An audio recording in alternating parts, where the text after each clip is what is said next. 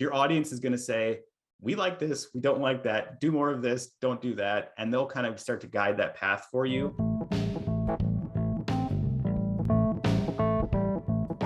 Starting or growing your business is hard work. But now you are listening to the Better Business Podcast with me, Steve Cook, and I'm going to try and make it a little easier on you. We on this podcast help you grow a better business with real advice from professionals, and today is no different. Hello, everyone, and welcome to another episode of the Better Business Podcast. My guest today is Brandon Polisheck, and he has coached me on his last name before the episode here. Brandon is a third-generation janitor and certified clean freak. He is also the third-generation owner of his family's cleaning business that's been serving their local community for 40 years. 2 years ago, he started posting about cleaning on TikTok, and it completely blew up. He has now had amassed over 1 million followers and loves to teach his followers how to clean. Brandon is going to talk to us today about how to build a personal brand from scratch. I think we can take a lot of things from this interview that would also relate to a small business. Brandon, obviously, as a small business owner, can attest to that. Brandon, welcome to the show, man.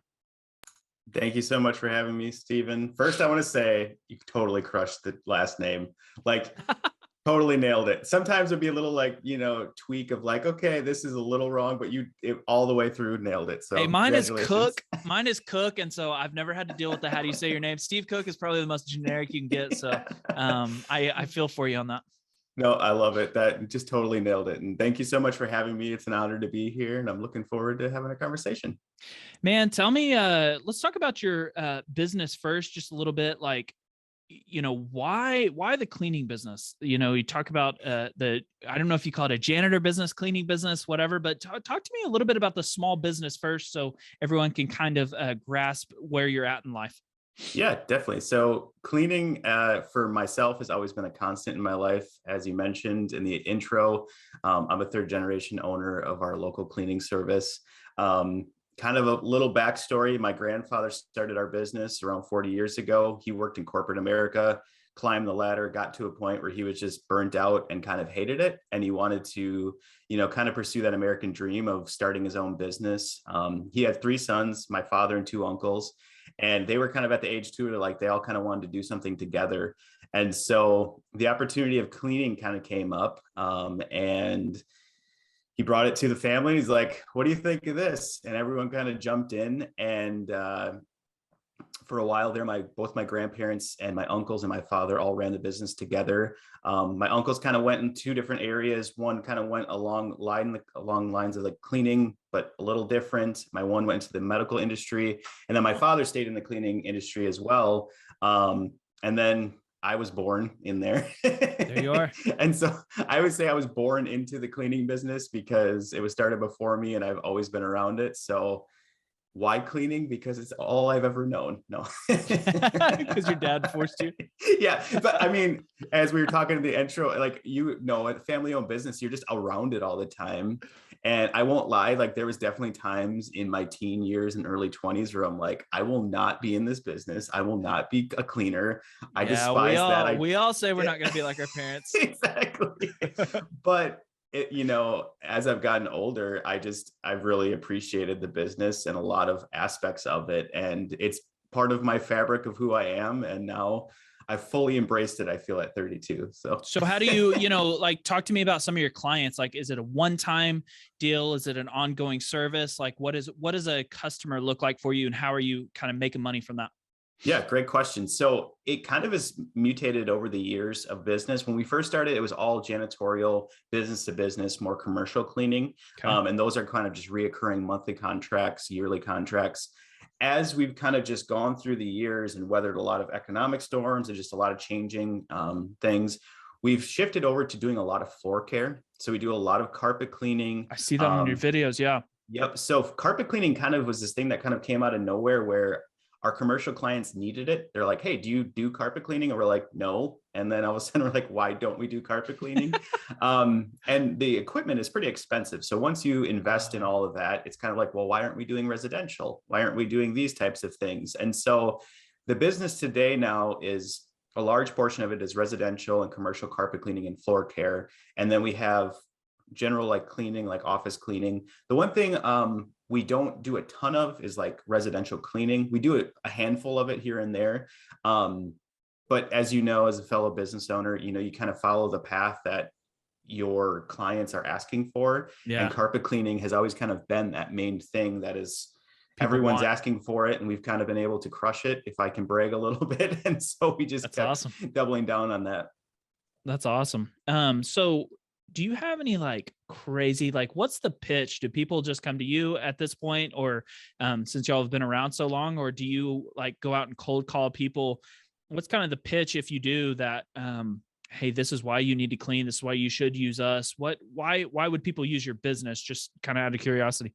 Yeah. So, it's kind of a little cliche, but they always say like establish yourself as the expert in your field, in your community. Sure. And something that we've done a really good job at, I feel, is, well, I guess two things. One is just doing a good job and treating our customers the way we want to be treated. Customer service is just like so underrated sometimes.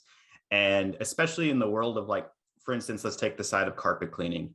Carpets and spots don't always come up. They don't always clean up to be perfectly new. We always say if we could clean carpets and make them look brand new, we would charge more, because it's just kind of a little bit of something where it's like, if you've walked on carpet for 20 years, we can get it clean and looking good, but it's not going to be brand new. It's better than it used to be is about it, huh? Yeah. Exactly. So there's a little like kind of minutia there. But taking care of our customers has been huge. And they know that when we are in their home, we're going to treat it like our own and go above and beyond. The industry as a whole in cleaning, anyone can buy a bucket and a mop and say they're a cleaning company. You can literally go to a big box store today and do that. Sure. The key differentiator there is just the customer service and the care, I feel, is kind of the one thing that's really helped our business stay afloat. And the other side too is just that, establishing yourself as an expert in your field is huge. So continuing that education and knowing and kind of being at the forefront of what is in the cleaning world. I know that sounds kind of crazy. Like, don't you just spray it and clean it? Like, but there are a lot of cool innovations coming up in the cleaning world. And I'm sure you see this in your business, that it's Sure. like, hey, this is something that can legitimately help our clients. And if we can really learn these new methods or techniques, or even just find things that, hey, you can use this as a consumer to keep your house more clean, we double down on that consistently. That's awesome. Okay. So, the topic that we are trying to shoot for is how to build the personal brand. And so now that we kind of have a grasp of like, what's going on behind the scenes, now I want to pivot to, what we were talking before in that we started the recording, which is your personal brand side. So you have all these things going on. You're kind of scared, bored, whatever you want to call it, with COVID hitting, and you decide to upload a few videos to TikTok. And the short summary is that your TikTok takes off and you start having tons of success on that. You have over 1 million followers now on that platform alone, and tons of followers on other platforms as well. So what I would like to talk to you about is, why did you do that? Had you been kind of tinkering around with that stuff before, or was this something that, maybe this could be a good way to advertise? Yeah. So ever since I got an iPhone 4, I've always been taking videos and pictures. And my main idea at that time, which I don't even know what year that was, but a while ago, I'm dating myself now by saying iPhone 4. You're like 32 and you're like, oh, back in the day. But we're already on iPhone, like 12? But no, I don't even know. I can keep up with it. So I always took pictures. I always took videos. I've always been like kind of an artistic person. I play music and things. And so I've always enjoyed that side of things. And back in my brain, it was like, okay, I have this cool phone now that takes videos. I'm going to do that a lot. And I'm going to use it for advertising, like Facebook ads or whatever comes up. Like, hey, I can use this down the road for something. How was your dad in all this? Is he like, do your thing, or is he still involved and was like, you need to run this by me, or what? How did that look like? Yeah, so a little bit kind of like the transition of the business. My grandparents still helped out a little bit, but they were pretty much semi-retired. Okay. Then once I took over ownership, I begged my dad because he could have retired. I'm like, please just stay on and kind of be like my safety net a little bit. That's awesome, man. We called him, he actually just retired this past year. So he's now a full-time grandparent. Well, yeah, because you're But freaking famous. So you're yeah. like, you're famous in the cleaning. You're like, I don't need you, Well, Dad. no, he wanted to, he wanted to kind of be a full-time grandparent. I'm like, let's do this finally. He's still my like mentor and helper for sure. But he was always, so he kind of was in the business, but he's always kind of my sounding board. So like, he's the guy that I'm like, what do you think of this? And he'll be like, I don't quite understand it, but I like the vibe of this kind of thing you're doing. So, but he'd always kind of bring me back to ground because I'm the dreamer, like up in the clouds, and he's more the realist. You know, if you ever do like the disc profile or whatever, where it's like, he's very the analytical side. On the SI side, it's like dreaming and like, what if we did this wild thing? And he's always like, okay, that's cool. Like, here's the thing. I'm cleaning the White House. Yeah. He's like, chill out. Yeah, it's like we can get there, but like let's just make some steps, you know, to get there, whatever. But so he's been always really, you know, a good encouragement. But he's also been this person in my life, or like in the business, that's like, okay, if I can prove this to my dad, rock and roll. Like this is a good idea then, because he's kind of like my biggest critic, and I mean that in like the most loving way, because Yep. I need, if I can prove it to him, then I know it's a solid idea. Anyways, Same. Yeah. You get it. Exactly. I feel you, man. Yeah. And it's like, I respect that too, because he sees all sides of it. So he would say, this is where it would break down. I totally get it. Yeah. Yep. And it's like, and he's been through other parts and other times in the business that I've maybe never experienced quite yet. Of course. And even just like society, like we're talking about cell phones, like there was no cell phones when he was doing in the internet. Right. Like, yeah. So it's just kind of a cool two different sides of the coin. But yeah, so I've always recorded stuff. I've had a big backlog. It's always been on my list of like, I'm going to start posting this content when X, I can Y, get Z. to this. Yeah. I'm going to do this thing. And as I kind of mentioned, when COVID hit, we shut down our residential side of the business for about 3 months. There could have been some loopholes we played in to kind of like still work, but our community just, I didn't feel comfortable going into people's homes and kind of doing that until we kind of understood some protocols and kind of best practices. So we took that 3 months and kind of regrouped a little bit, but there was definitely some anxiety and free time to kind of sit there and be like, okay, now what? And so TikTok came along and I started posting some of those videos. And yeah, I mean, I kind of mentioned this, but my first video, they hit 100,000 views. I still remember, I'm just like, this is not real. This is not, you know, I had a few smaller ones, but 100,000 just seemed like this crazy number that was like, this can't be happening. Like, that's weird. There's some glitch where it's like saying I have a lot of views. Yeah. And, you know, the followers kind of kept coming in, and it's like, and the thing that I noticed right away was people were asking, you know, how do I clean X? How do I do this? How do I do that? And for me, it's like, how do you clean a toilet? Okay. I've been in the cleaning industry my entire life. I've always known how to clean a toilet. Like I was born with a Johnny mop in my hand, right? So yeah. It's always come second nature to me. And I'm sure you've similar. It's like, there's certain things you just know, and it's just in your fabric of being, right?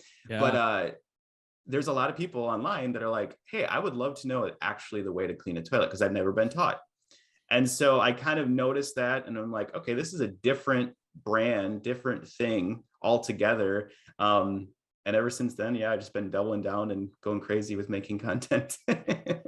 And so on that side, it sounds like your ambition was to use it as a driver of your business. But I want to ask you, like, have you changed your mind any at this point? Is it still like the same ambition? Like, I just want to drive business, or are you thinking like, what if I build up the brand? Because I've seen a few, you know, we recommend this brand, and I don't know if that's a sponsored type situation or what, but how do you still feel about it now?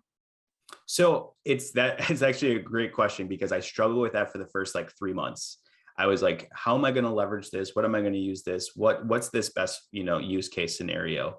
I made the choice about that 3 month mark to just separate it as a different brand, as a personal brand, opposed to my cleaning business brand.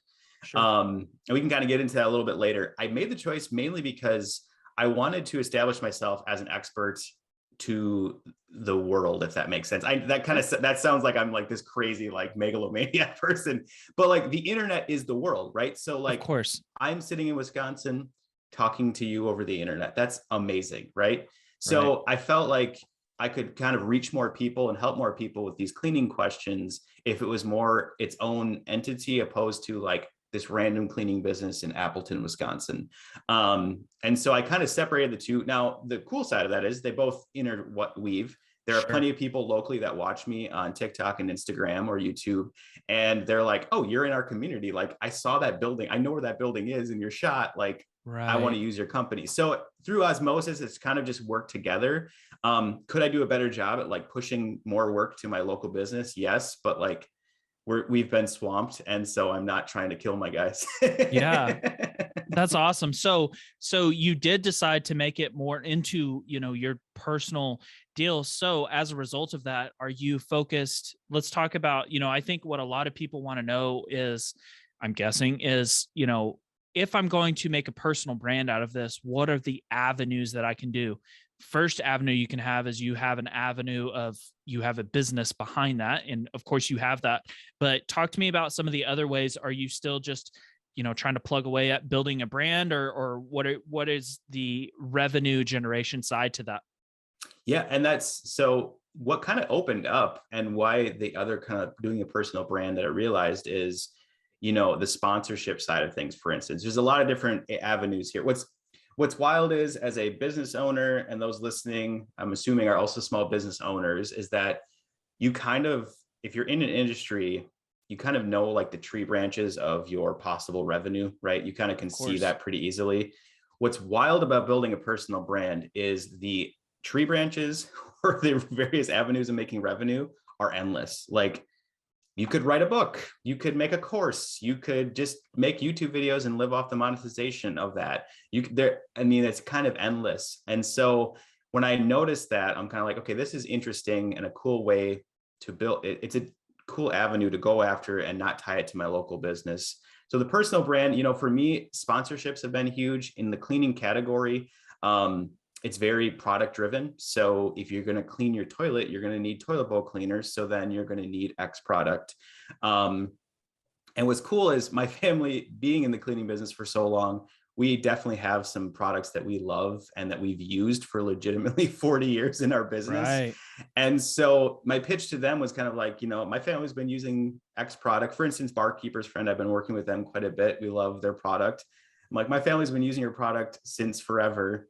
And I would love to kind of maybe just have a conversation. And so sponsorships have been great. There's definitely a two-edged sword there. You just don't want to like overload your feed with sponsored content. How does that work? On that, are most of them like very, like, hey, do what you can whenever you can type of deal? Or is it very like, for this video, I get the, is it very structured?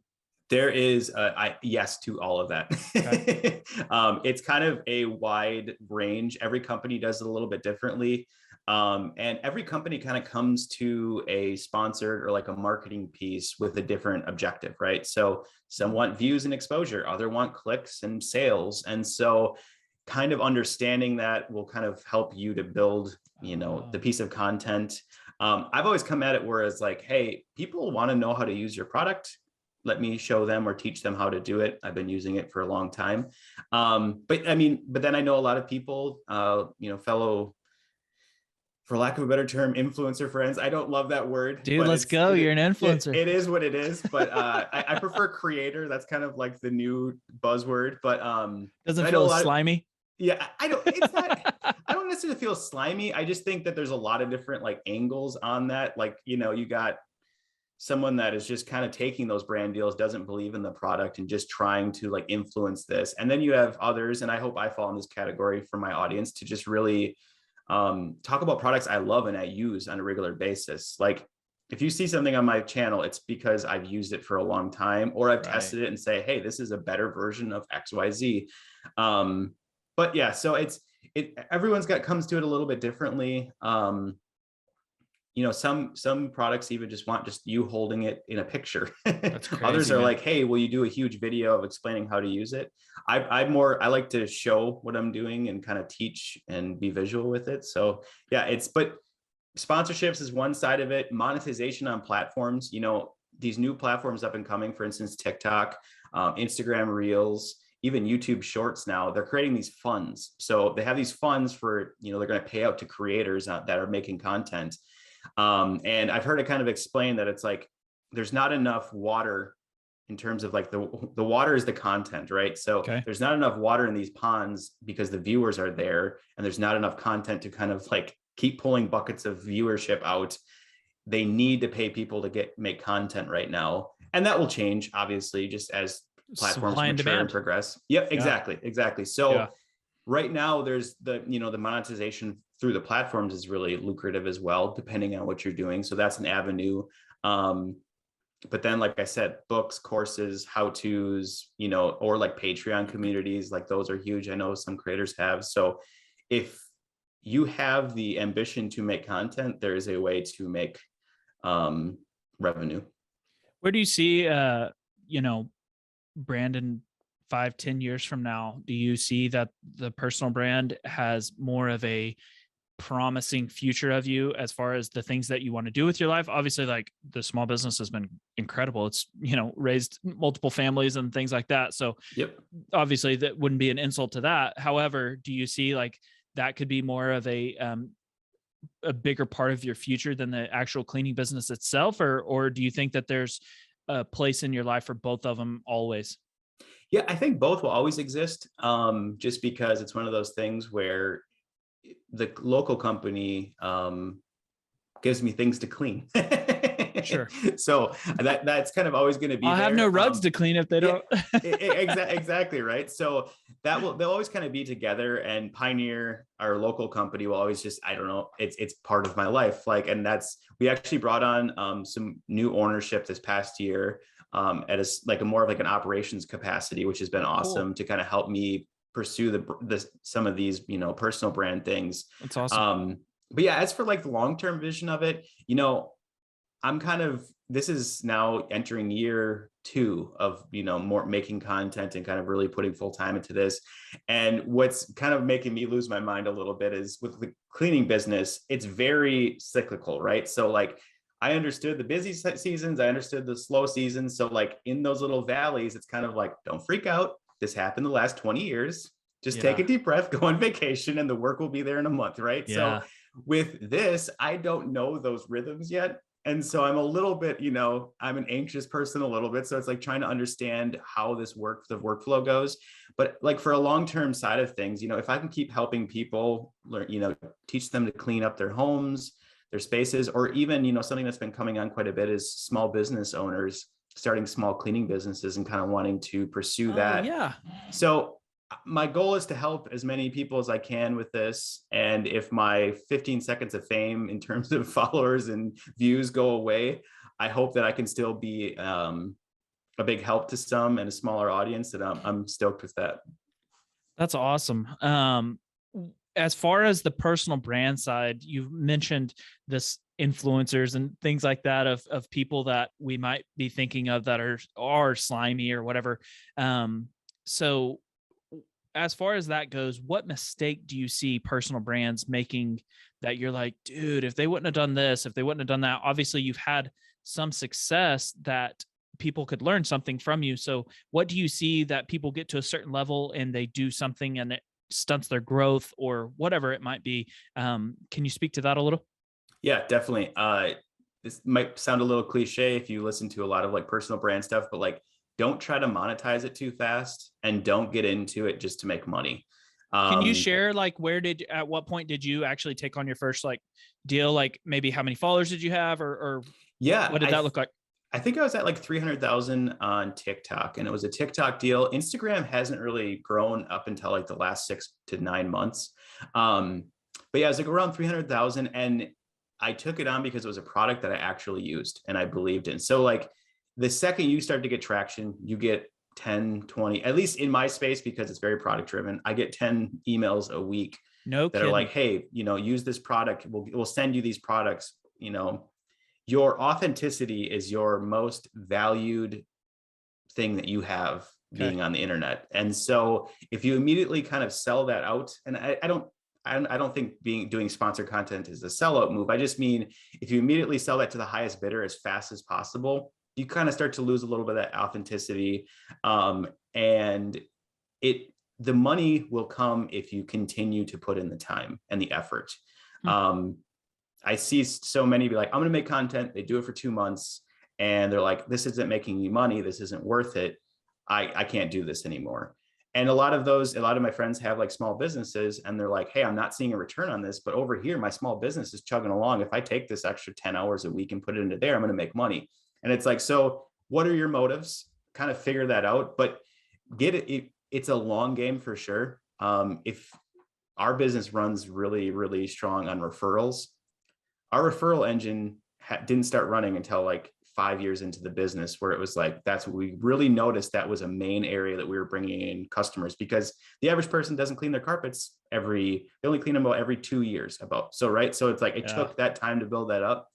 So it's a long game for sure. Do it because you love it and you love talking about it. I call myself a clean freak because I love cleaning. I love the satisfaction of literally. Dude, I gotta stop you right there. I thought of this question earlier and I can't help it.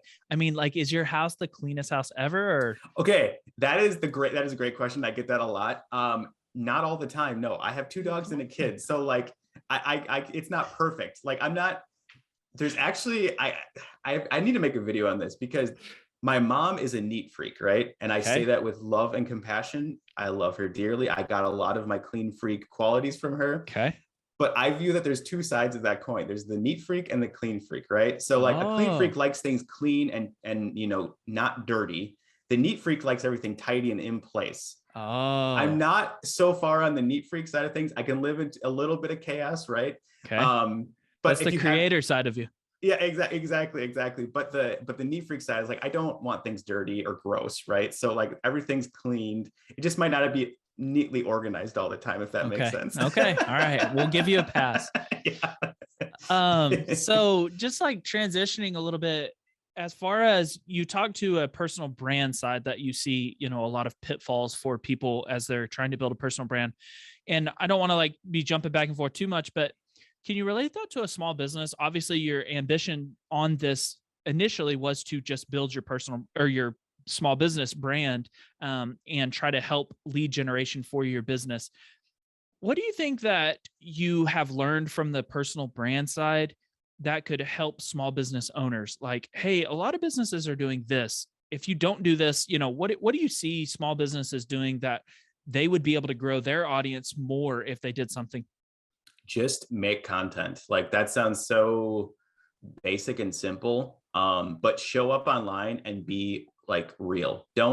I see so many businesses hire a marketing agency and it's the most generic images you've ever seen and no one's liking it. I don't want to interact with that. And like, I don't mean to throw shade at marketing agencies or like anyone. Like, I just myself destroy them. Don't be nice, Brandon. Destroy them. I'm going to give you a clip that you can clip out and put online. No, but no, there's no soul in it, right? And so it's just this soulless, like. What do you say though? What do you say if you're trying to build if you're trying to build your small business brand and you say just make content? For a lot of people that aren't creative, they might be like, about what, or here I've got this crap on sale or whatever it might be. What do you say? So the 2 like things that kind of come to my mind, one would be if you're not creative and don't like making content, go find a teenage kid that just graduated high school or is in like on a break from college that just understands TikTok, understands Instagram, loves shooting videos, is really charismatic about it. In a sense. Yeah. And bring them on and trust their intuition on making content because they have grown up on these platforms. I didn't grow up on these platforms. You didn't grow up on these platforms to the degree that they have, right? I've had a lot of good friends that kind of have invested in their community just because they're like, hey, you know what you're doing. And, pay them good to show up and make fun, exciting content, or like bring them on a consulting side of things and trust their intuition. Just because like I have younger employees as well that are telling me things and I'm like, oh, I've never even heard of this type of content. Like, what? Tell me more, right? And so that's one side of it. And then, if you are a little bit creative as your business owner or like as your marketing team, Don't be scared to get vulnerable and kind of show your business. I think everyone wants to show this like front facing perfect storefront that's like everything's great, we have no problems. I'll be real, we have problems. Like there's things that don't always go our way. Cleaning isn't always like, yes, we nailed it kind of side of things. And people love that human interaction and love that human side of it. So if you can kind of show that real organic side of things in your content, and it doesn't have to be, if you're really good at writing copy, like it can be a fun, silly Facebook post. It doesn't have to be video all the time. If you like making videos, make a funny little video or pictures and kind of just show you having fun in your business. Because if people see you having fun, they're like, oh, this looks like a fun company, I want them in my house doing work, or Sure. I want to be a part of that thing. So yeah.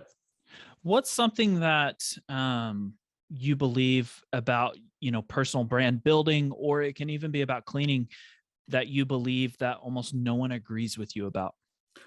So you sent over this question, I'm like, oh man, I am the most confrontationless person ever. Like it's the best. Me too, man. I hate it. Like just saying the word confrontation. People will say stuff about, like horse feed is like, it's kind of like their pet, so people argue, they love to argue about like, oh, that's wrong. And I'm like, okay, like I don't, like I don't die on any sword, man. I'm like, okay, no. Yeah, no, exactly. So, but like, I would just say, I think the one thing that I have a good group of mentors and like fellow business owners that I meet with. And when I brought up TikTok, they're like, TikTok, like, what are you doing, man? Like, there's no reason to be on TikTok, right? And rightfully so. Like I heard their concerns. I get it. They're like, is this really worth your time? And I think the crazy thing is like now after 2 years of being on the platform and seeing it blow up, it's like, yeah, it's insane. Like the amount of people on there using this app, like you'd be crazy not to be on there doing something, right? And so I think sometimes one thing would be like that TikTok isn't a good platform to grow your business. Not a lot of people agree with me on that right now. And no offense to older generations, but like, even my dad was like, TikTok, what is this thing? And now he's addicted to it. He loves using it, right? So, so I would say right now, it's like, these newer platforms that maybe, Facebook has been around so long, so you put $1 in, you get X out, your return on investment. So I'm probably more on the side of like, test these new platforms, try it out. Whereas maybe some business owners are like, dude, that's a waste of time. But like, here's the deal. Like, I can't disagree as far as, yes, it might be the way you mentioned Facebook, you put this much time into TikTok or a new platform that say it's fine or something that went away. Yep. I can't disagree. Like, yes, it might be, but you're thinking it's for the long term, right? I mean, that's what that was your goal from the very beginning, right? Exactly. And that was a risky thought. It's an investment more than it is I'm trying to trade dollars per hour. Exactly. And that's, I think content in general and just being online is a long tail investment. Like, the TikTok, time will tell if it actually sticks around. I hope it does. But take YouTube, for instance. How many YouTubers do you watch that have been on the platform for 10 years? And I mean, they have content now, 10 years of content. I am kicking myself every day. Why haven't I been on YouTube 10 years ago? Are you now? I mean, you are now, right? Okay. Yep, definitely. Yeah. And that's something that this year I'll be building out more long form content, because a lot of my content is more in the like, anywhere from 10 to 60-second range. So sure. YouTube is definitely going to be the next big kind of. Do you have a team at this point that helps you with anything, or? A very small one. And I will be kind of expanding that this year. The thing I struggle with, very small one, as in they're all small people, or you don't have very many. Yes.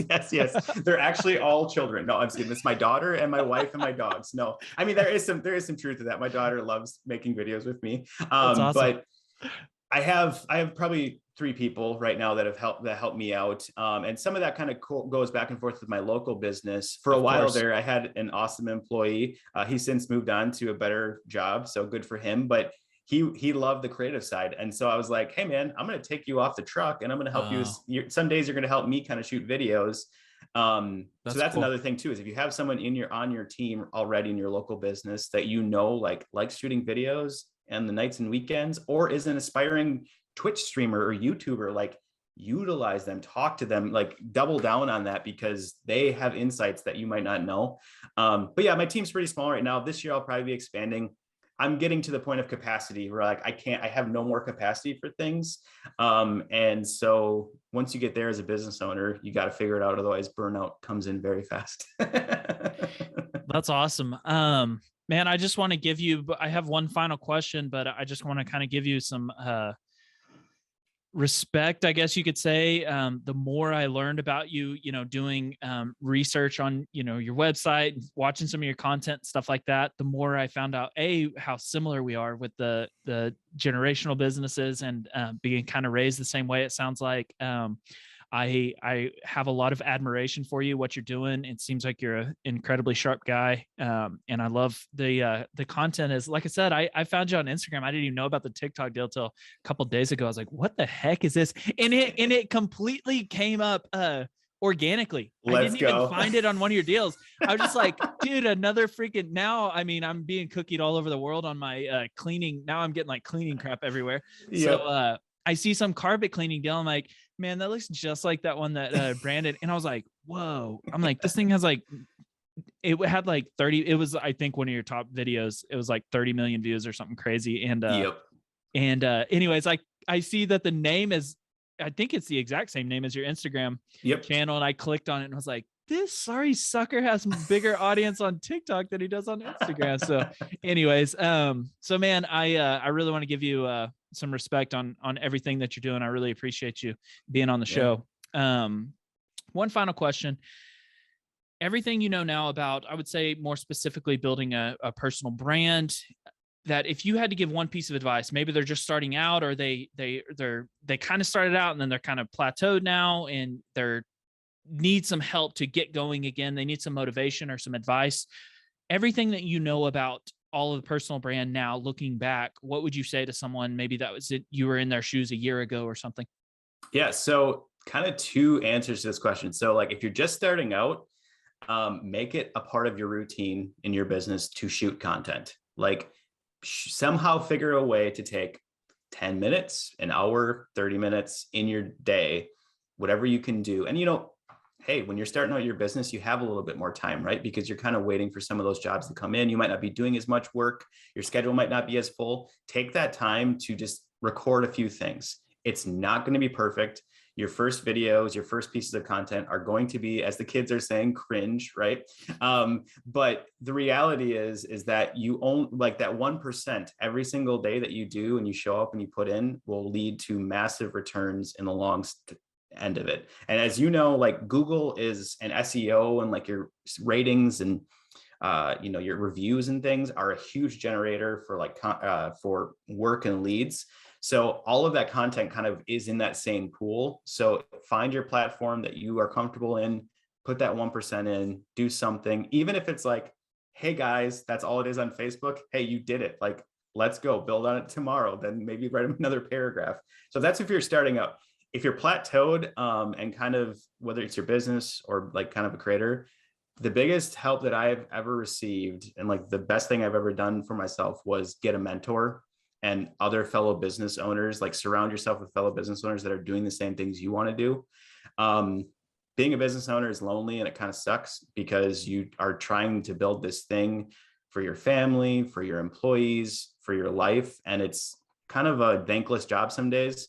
And so by surrounding yourself with fellow business owners on a regular basis, / like getting a mentor that's already done these things and is maybe already at the level you want to be at or further is huge. My mentor, like it's almost like a cheat code when you have someone that's already done some of these things. It's like, oh, you've already managed 20 employees and went through all of these issues. You can be like, just do this. And it's like, but what if that doesn't work? He's like, I've done this. It works. I think of that a lot of, that's why I get so much out of books a lot of times. And yep. I'm obsessed with the books I read. I'm like, what did the author, where has the author been or what have they done? Because I want to know like, well, if they have 1,000-person business, what they say in this book is at least true for them, Yep, for sure.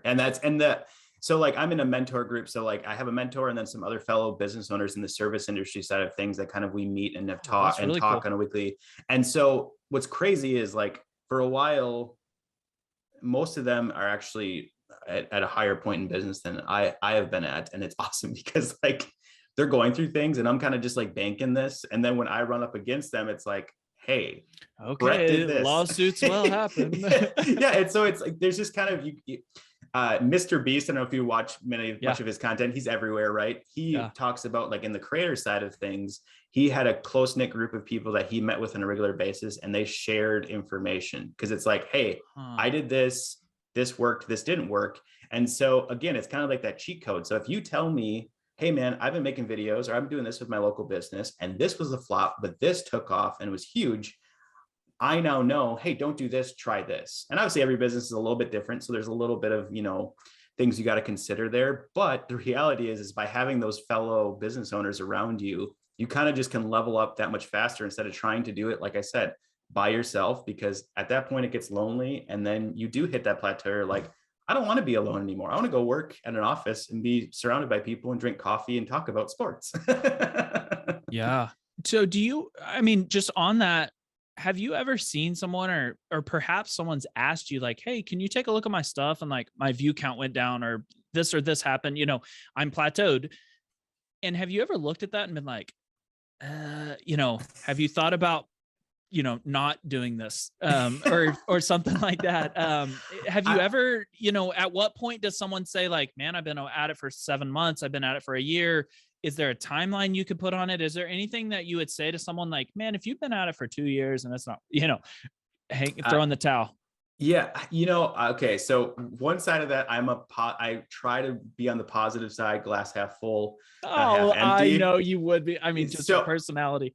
Yeah, no. So that's kind of like my vibe usually, but I will say, I'm not a professional at this. I'm learning stuff every day. I'm constantly taking things in. So like, and I'm making just as many mistakes I'm making more mistakes than wins, right? But if you can like average that out, you're going to be fine. I think the key would be though, is like, if you do the same thing over and over again and it's not working, you got to switch it up. Like you got to find a different avenue. So like, let's say you're making YouTube videos and they're just not getting views. No one's watching them. They're not engaged with the audience. YouTube has awesome analytics. Hey, what's my drop? Where are my viewers dropping off? Like what am I not connecting on? Or maybe it's simply that short form content is maybe more in your wheelhouse. So like, can you go jump on Instagram Reels or TikTok and kind of try that avenue for a little while? I meet with a few creators on a regular basis and we're always talking, and like the term that comes up a lot is throw spaghetti at the wall. And so it's like, throw as much spaghetti at the wall as you can handle, see what sticks. And then those things that stick, your audience and your viewers will tell you right away what they like and what they don't like. Listen to them and continue to kind of go down that path, but still don't lose like your edge. Like if you have a vibe that you really like, keep that. Like that's your personality, but your audience is going to say, we like this, we don't like that, do more of this, don't do that. And they'll kind of start to guide that path for you. But yeah, there's a lot I could talk on this. As you can tell, I ramble for a long time. Sorry to your audience. Well, now we're going to check the drop off time on this episode. That's awesome, man. Well, I can't thank you enough for being on, and the thoughts and the new ideas that so many people can hopefully get from this. And I really appreciate you being on the show. Yeah. Thanks for having me. This has been an awesome time. And if you ever want to talk more about videos and creation stuff, I'm happy to come back. I'm inviting myself back on the podcast is what I'm saying. That's awesome. That's awesome. Well, thanks so much.